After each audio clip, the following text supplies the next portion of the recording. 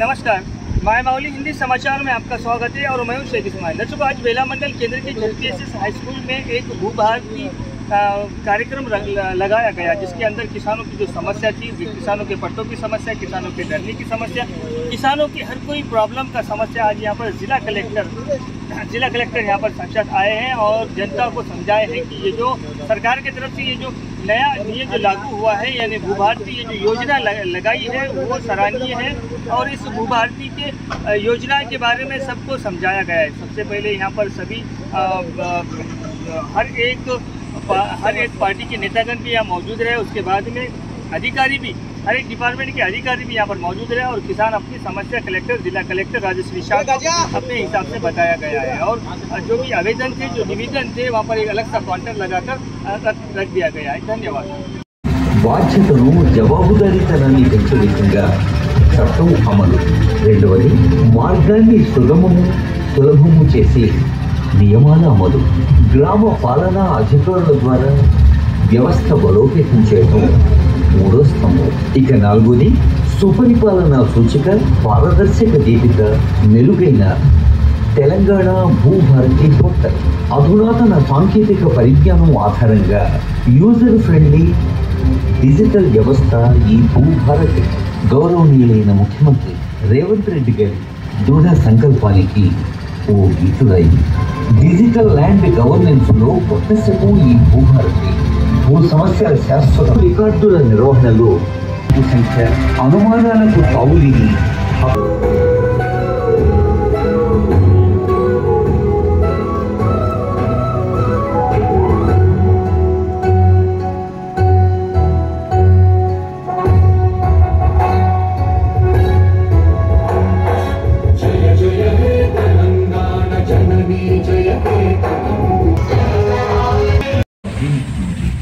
మన తెలంగాణ తల్లి.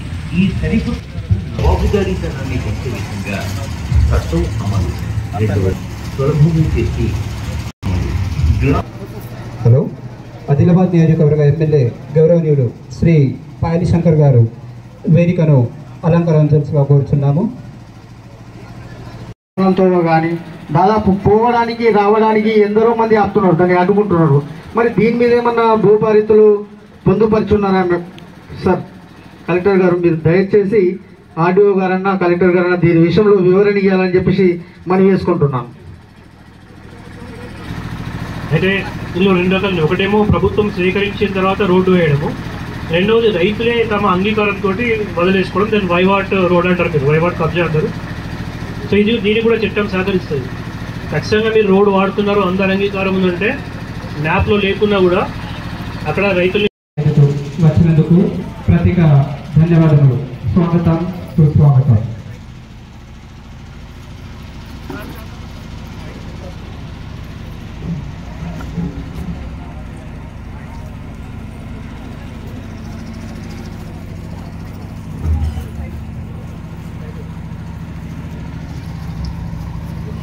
ఐదుకు ఒక అవగాహన కార్యక్రమానికి వచ్చేసిన మన ఆదిలాబాద్ శ్రీ గౌరవనీయులు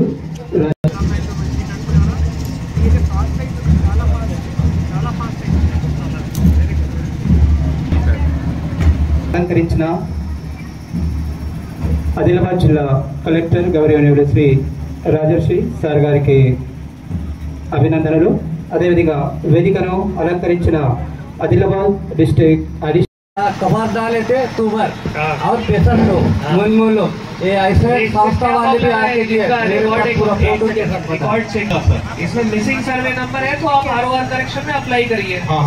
मौका में है ये एजेंसी एरिया में ट्राइबल है, उनको हमें पट्टा देने में कोई భూభారతిలో మంచి అవకాశం వచ్చింది మాకు. మీకు ఏదైతే మిస్సింగ్ సర్వే నంబర్స్ మీ దగ్గర ఉన్నాయో पहले आप देखिए उसको, पहले ऑनलाइन आप चेक करिए किसका नाम आ रहा है, ये जो लैंड बता रहे तो एक बार एंजॉयमेंट सर्वे कर लीजिए इनके बिट का। आप एक बात कलेक्टर साहब बोले तो 5 जनों को हमारे ऊपर पट्टा करे थे, उसको पकड़ के दिया, अभी तक रिजर्व नहीं पट्टा, ये अपना पेंडिंग अभी हमारे ऑफिस में साइन करके अभी तक हमको वापस इसका जवाब अभी तक नहीं मिला, कोई हमारा नहीं दिया। इससे पहले भी सब एमएलए को एमपी को कोई इसको पकड़ के हमको आते हैं फील्ड इंक्वायरी, आप फील्ड इंक्वायरी करने आते हैं। जितना बागदी से लेके सदलपुर से सर्वे नंबर 36 का 200 एकड़ में से पूरा जितना कोला में है उतना पेंटिंग है, जो जितना BC एस है उसका अभी तक ना हम 0 में चाहिए। ठीक है, आप अप्लीकेशन दीजिए, हम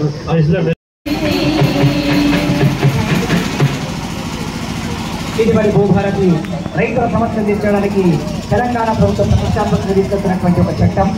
మరి ఎమ్మెల్యే శ్రీ పాయల్ శంకర్ గారికి పుష్పగుచ్ఛ ఇచ్చి సన్మానం చేయడం అనేది మనం చూస్తున్నాము.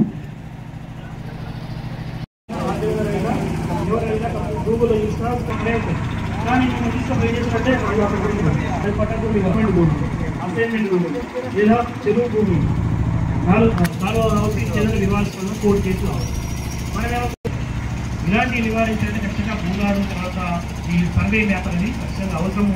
ఇది చాలా రాష్ట్రాలు కూడా కొన్ని రాష్ట్రాల్లో ఇంప్లిమెంట్ చేయండి, అక్కడ చాలా సమస్యలు తగ్గిపోయాయి. సో అలాంటి మంచి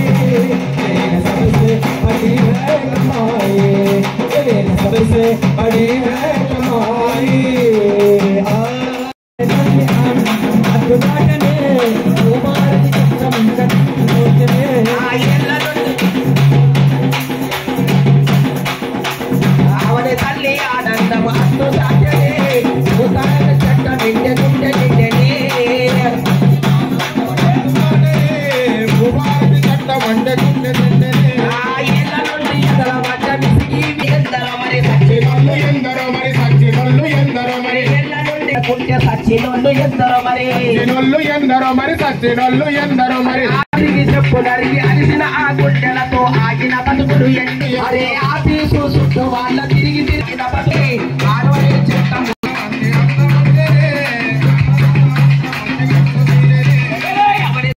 మన 2017లో బ్యాంక్ లోన్స్ అందుబాటులో ఉన్నాయి సార్. బ్యాంక్ లోన్ కూడా అందుబాటులో లేదు. ఇంతకు ముందు చెప్పాం కదా, అదే అప్పుడు పహానీ వ్యవస్థ ఉండేది, అంటే అక్కడ ఇప్పుడు వచ్చినాయి. ఇప్పుడు దాంట్లో 4 రికార్డ్ చెప్పాము. ఒకటి విలేజ్ పహానీ కూడా అనుభవకార కాలం ఉంటుంది కాబట్టి అవి అమలు అవుతాయి. అమలు అయిన తర్వాత మీరు బ్యాంక్ లో తీసుకోవచ్చు. Thank you sir.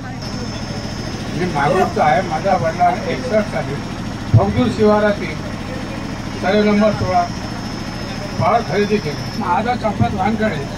मांगरोड में रहते हो सर, बेला मंडल कहाँ पर रहते? मांगरोड सातनाला मंडल। नहीं ये मांगरोड अच्छा यहीं पर। भगदूर शिवार में सर्वे नंबर 16 मेरे पिताजी ने खरीद के रखा और उसका पट्टा अभी भी नहीं हुआ। क्या ये सादा बैनामा केस है सर? नोटिफाइड विलेज है। कब खरीदा इन लोगों ने? 61 में सर। 61 में कैसे खरीदा? रजिस्टर्ड से खरीदा था या फिर प्लेन से खरीदा था? प्लेन पे సార్ వీళ్ళు स्टैम्प पेपर से బైనామా ద్వారా తీసుకున్నారు సార్. ప్రస్తుతానికి ఐటీడీలో కేసు కూడా నడుస్తున్నారు సార్. ఇది కాయలు సార్. సో నా తెలిసిన వరకు ఎల్టీఆర్ వైలేషన్ లేవు. 1961 లో తీసుకున్నారు కాబట్టి ఎల్టీఆర్ వైలేషన్ లేవు. వాళ్ళు సాదా బైనామాలు అప్లై చేసిండ్రా? దీంట్లో చేయలేదు కానీ ఐటీడీలో సాదా బైనామాలు అప్లై చేసిండ్రా? सादा बैनामे अप्लाई किया था आपने? ई सेवा में 2020 में अप्लाई किया था। मी सेवा में अप्लाई किया था सादा बैनामा के लिए। आप ऑर्डर ले आए आपके फेवर में कि एलटीआर वायलेशन नहीं है। आपके जो दूसरे पार्टी लोग हैं वो पीओ कोर्ट में भी गए क्या? हाँ, तो पीओ कोर्ट से भी ऑर्डर जल्दी लेकर आ जाइए, फिर उसके बाद हम इम्प्लीमेंट कर देते, अमल कर देते। ठीक है? नहीं इसका कोई कोर्ट बंद नहीं है सर। कोर्ट है ना? एक सेकंड सुनिए, कोर्ट किस चीज का बंद है? सिविल डिस्प्यूट का बंद है। आपका ये सिविल डिस्प्यूट नहीं है, एलटीआर कोर्ट है। एलटीआर कोर्ट पीओ के यहाँ भी बंद नहीं है। नहीं सर बंद है अभी तो कुछ भी है ना। कल जाइए एक बार पीओ के पास, कल सैटरडे जाइए आप। सैटरडे है ना, कल ही तो है। अभी 2 दिन में सैटरडे में आप जाइए, उनका कोर्ट चलता है। और सैटरडे को सर 10 बार गए तो भी सैटरडे को गए तो पूरा हमारा केस नंबर एमआर ऑफिस को हम भेजते बोले अरे पीओ केस नंबर बोले एमआर ऑफिस को तुमको लेटर आता अभी तुमको ले लो पीओ केस नंबर आंसर आया नहीं సార్ కొన్ని అంటే మహారాష్ట్ర నుంచి నాన్ ట్రైబల్స్ వచ్చి మొన్న 2000 తర్వాత మొత్తం ఏజెన్సీలో భూములు కొని పట్టాలు చేశారు. దాని మీద మేము కేసు కూడా వేసినాము. ఎస్డిసిలో జరుగుతున్నది.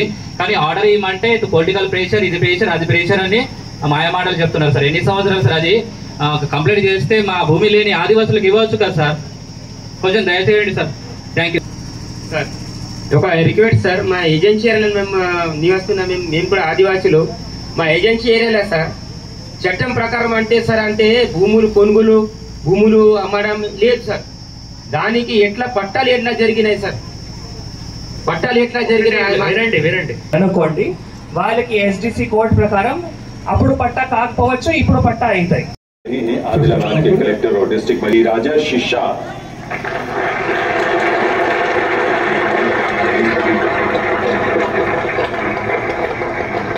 तेलंगाना के आदिलाबाद जिले में staff and special officer Manohar sir గారు కూడా వారితో పాటు ఎంపీడీఓ సెక్టర్ సార్ గారిని సన్మానించడం జరుగుతుంది. తర్వాత అగ్రికల్చర్ డిపార్ట్మెంట్, అగ్రికల్చర్ బేలా ఏఓ సార్, వాటితో పాటు అగ్రికల్చర్ సిబ్బంది మొత్తం, ఎంఆర్ఓ సార్, వాటితో పాటు రెవెన్యూ సిబ్బంది అందరు కూడా సన్మానించడం జరుగుతుంది. బేలా మరి కలెక్టర్ సార్ గారిని సన్మానించడం అనేది మనం చూస్తున్నాం. దాని తర్వాత హలో अरे हम लोग खाना पूरा तो रह रहा अगला हाथ में कब्जा करके रख लिया है. हेलो हाथ में कब्जा कर लिया साहब. मैं 2018 से मंडल आए इधर उधर घूम के पूरा नाम से पट्टा हो रहा नहीं, उसके नाम से पट्टा फालतू बना के कब्जा करने के पट्टा है. सब है साहब. पट्टा है तो प्रॉब्लम क्या है? ऑनलाइन जब चालू होगी ना साहब, जब से लोग पूरा कान करके पूरा नाम से आपने लैंड कैसे लिया, कब लिया? ये लैंड किया साहब हमारे बुजुर्ग की निशानी है. बुजुर्ग ने कब लिया? वो ले क्या पहले जमाने से वरना तो बहुत जमाने से आ रहा था. एजेंसी एरिया में आपको पता होना चाहिए ना, नॉन ट्राइबल का लैंड कब तक हो सकता. उसके बाद लिया होता तो फिर वो एनटीआर वायलेशन में आ जाता. 2009-10 से इसका नाम करा जाता, फिर उसको पट्टा नहीं दिया जाता. हाँ तो पट्टे हो गए उनके. इनके पट्टे हो गए? हाँ. कौन, क्या नाम है उनका? सलीम. उनके बच्चों के नाम से पट्टे हो गए. तो आपका अगर ऐसा है तो आपको एसडीसी कोर्ट में एक अपील करना पड़ेगा. आईटी में एक स्पेशल डेप्यूटी कलेक्टर है, वहाँ पर जाके अपील करिए. इस तरह से कोदगुर वालों ने बताया ना, वो लोग भी गए थे स्पेशल डेप्यूटी कलेक्टर में. वहाँ पर एलटीआर कोर्ट में आपको एक केस डालना पड़ता, फिर उसके हिसाब से आपके फेवर में ऑर्डर आता, तभी हम कुछ कर सकते. एजेंसी एरिया में ये लैंड ट्रांसफर रेगुलेशन के कोर्ट के हिसाब से ही चलता. आईटीडी ऑफिस में एसडीसी नोड होते हैं, स्पेशल डेप्यूटी कलेक्टर. वहां पर जाके केस आप डालिए. अपने फेवर में अगर आपका ऑर्डर आता तो वो इम्प्लीमेंट कर पाते. और उसमें ये भी आना होता ऑर्डर में कि आपके लैंड में दूसरे वाले ऑक्यूपाई कर लिए, तो एविक्शन का ऑर्डर आना पड़ता कि उनको हटाए. उनको हटाने का ऑर्डर अगर तहसीलदार को देते तो तहसीलदार इम्प्लीमेंट कर पाते. ठीक है. ప్రభుత్వం ఒక మంచి చట్టం చేసి మన కొరకు వచ్చినాం. ఆ చట్టంలో ఉన్నటువంటి అన్ని విషయాల పట్ల పూర్తిగా మనం అవగాహన తెచ్చుకోవాలి. కానీ సహజంగా ఈ రెవెన్యూ విషయం అంటే ఏమనిపిస్తుంది అంటే పటవారి స్థాయిలో ఎంత పని అవుతుంది, ఎంఆర్ఓ స్థాయిలో ఏమింత పని అవుతుంది, ఈ రకమైనటువంటి అటవీ మీద ఈ రకమైనటువంటి ఆలోచనలు పెట్టే కన్నా చట్టంలో ఏమేమి ఉన్నది, మన దగ్గర ఉన్నటువంటి కాగితాలు ఏమున్నాయి, మన దగ్గర ఉన్నటువంటి కాగితాలకు చట్టంలో ఉన్నటువంటి విషయాలకు దగ్గర పోలిక ఉన్నదా లేదా. ఎంఆర్ఓ తప్పు చేస్తే ఆర్టీఓ హక్కుల రికార్డులు తప్పుల సవరణకి ఈ అవకాశం. రిజిస్ట్రేషన్, మొటేషన్ చేయడానికి ముందు భూముల సర్వే, మ్యాప్ తయారీ, పెండింగ్ సాదా పైనముల దరఖాస్తుల పరిష్కారం, వారసత్వంగా వచ్చిన భూములకు మొటేషన్ చేసే ముందు నిర్ణీత కాలంలో విచారణ, భూమి హక్కులు ఏ విధంగా సంక్రమించినా మొటేషన్ చేసి రికార్డులో నమోదు, పాస్ పుస్తకంలో భూమి పటం, భూ సమస్యల పరిష్కారానికి 2 అంచెల అప్పీలు వ్యవస్థ, భూధార్ కార్డుల జారీ, ఇంటి స్థలాలకు ఆబాది వ్యవసాయేతర భూముల హక్కుల రికార్డు, రైతులకు ఉచిత. కలెక్టర్ గారికి, ఆర్డీఓ గారికి, తహసీల్దార్ గారికి, ఈడీఎస్సీ కార్పొరేషన్, మిగతా వేదిక మీద ఉన్నటువంటి రెవెన్యూ సిబ్బందికి, పత్రికా మిత్రులకు, ఈ యొక్క అవగాహన సదస్సుకు విచ్చేసినటువంటి వివిధ గ్రామాల నుండి వచ్చినటువంటి రైతులకు, మహిళా సోదరులకు అందరికీ పేరు పేరున నా యొక్క నమస్కారాలు. చట్టాల మీద ప్రజలకు పూర్తిగా అవగాహన ఉన్నప్పుడే ఆ చట్టాలను ప్రజలు సరైన రీతిలో ఉపయోగించుకోగలుగుతారు.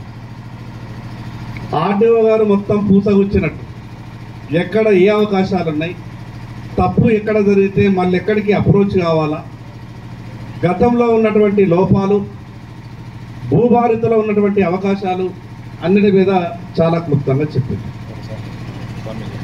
సరే, గత గురించి, గత ప్రభుత్వం, గత వ్యవహారం గురించి మనం ఎంతసేపు మాట్లాడుకున్నా వచ్చేదేం లేదు.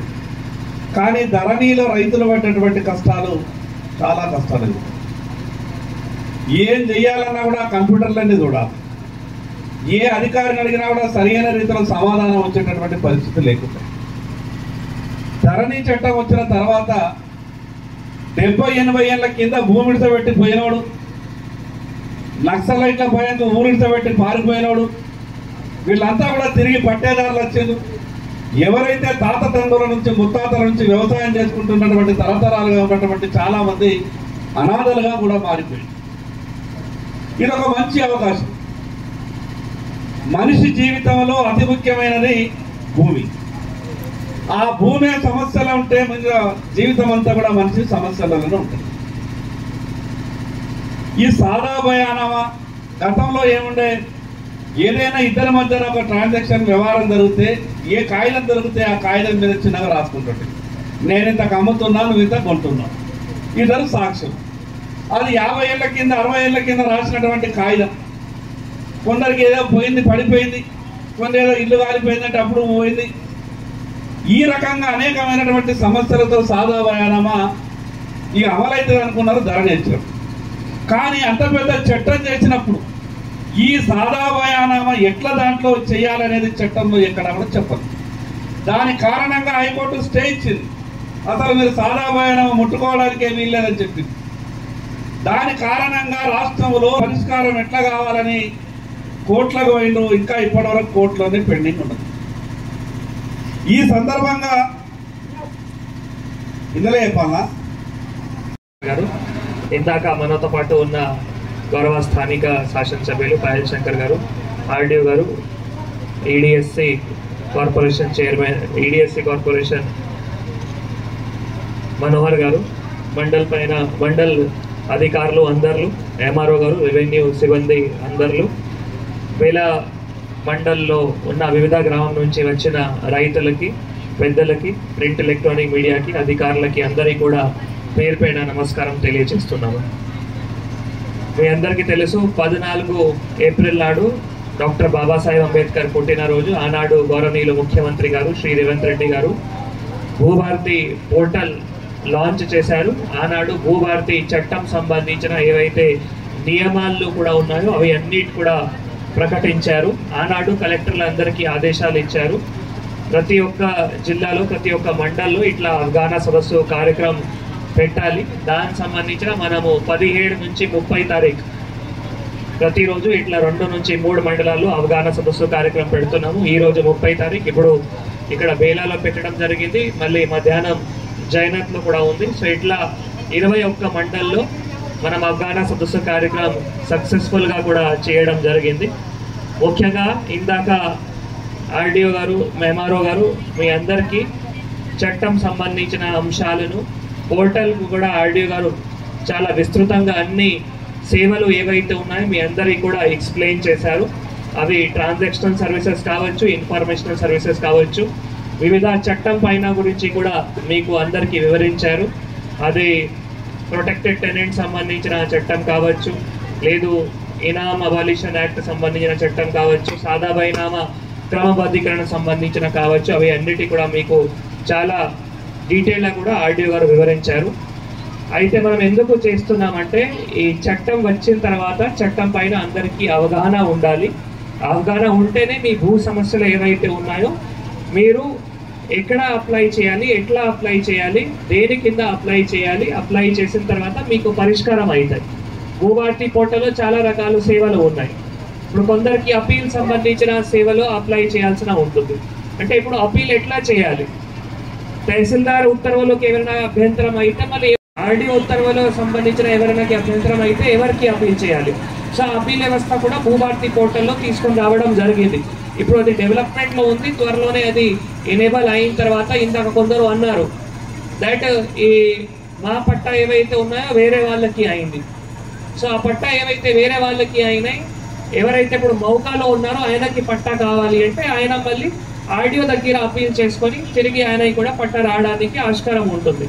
ఇట్లా ఆర్డీఓ ఏవైతే ఉత్తర్వులు జారీ చేస్తారు వాటికి ఏమైనా అభ్యంతరం ఉంటే మళ్ళీ కలెక్టర్ దగ్గర కూడా అపీల్ చేయడానికి ఆస్కారం ఉంటుంది. ఇప్పుడు చట్టంలో అంటే తహసీల్దార్ ఆర్డీఓ ఇద్దరికి రికార్డింగ్ అథారిటీస్ ఉన్నాయి.